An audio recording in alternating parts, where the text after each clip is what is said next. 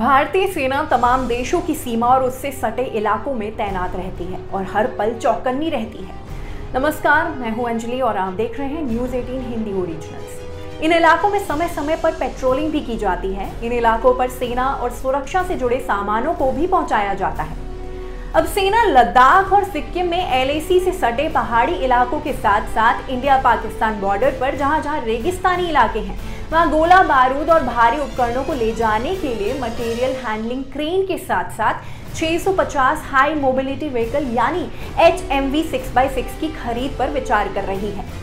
इन वाहनों की क्या है जरूरत? इंडियन एक्सप्रेस के मुताबिक ये विचार साल 2020 में चीनी सेना के साथ हुई झड़प के बाद आया।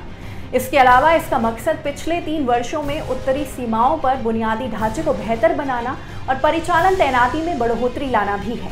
दरअसल अधिकारियों का कहना है कि HMV सेना के लिए जरूरी उपकरणों और गोला बारूद को LAC और LOC के इलाके में ले जाने की क्षमता को बढ़ाएंगे और मटेरियल हैंडलिंग क्रेन वाहनों की लोडिंग और अनलोडिंग में तेजी लाने का काम करेगी। इसी के साथ मैनुअल एफर्ट्स भी कम हो जाएंगे। एक अधिकारी ने ये जानकारी दी कि अब तक ये कॉन्फ़िगरेशन सिर्फ स्कैनिया एम्यूनेशन कैरियर ट्रक्स के साथ ही मौजूद था।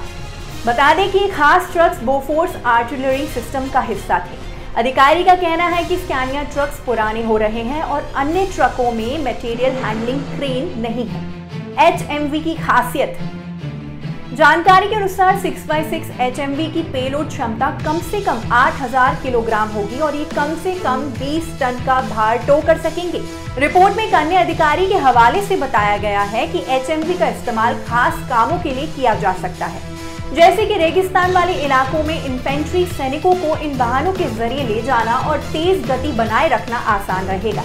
हाल ही में संभावित आपूर्तिकर्ताओं से जानकारी इकट्ठा करने की एक औपचारिक प्रक्रिया पूरी कर ली गई है। दरअसल RFI यानी रिक्वेस्ट फॉर इंफॉर्मेशन में कहा गया है कि इन वाहनों का इस्तेमाल भारी उपकरणों के परिवहन के लिए किया जाएगा।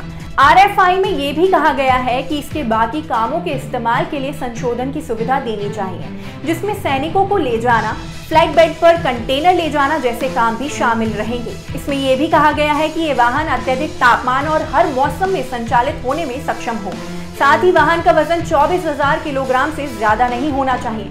रिक्वेस्ट फॉर इंफॉर्मेशन में कहा गया है कि HMV की आउटरीच पेलोड क्षमता 9 मीटर की पहुंच पर कम से कम 700 किलोग्राम वजन वाले गोला बारूद पैलेट या भारी भार उठाने में सक्षम होनी चाहिए। इसके अलावा वाहन का इंजन टर्बोचार्ज डीजल इंजन हो और वाहनों की सर्विस लाइफ 15 साल या 1,50,000 किलोमीटर से कम नहीं होनी चाहिए। इस टॉपिक पर आपका क्या कहना है, हमें कमेंट सेक्शन में बताएं। साथ ही इस वीडियो को शेयर करना ना भूलें।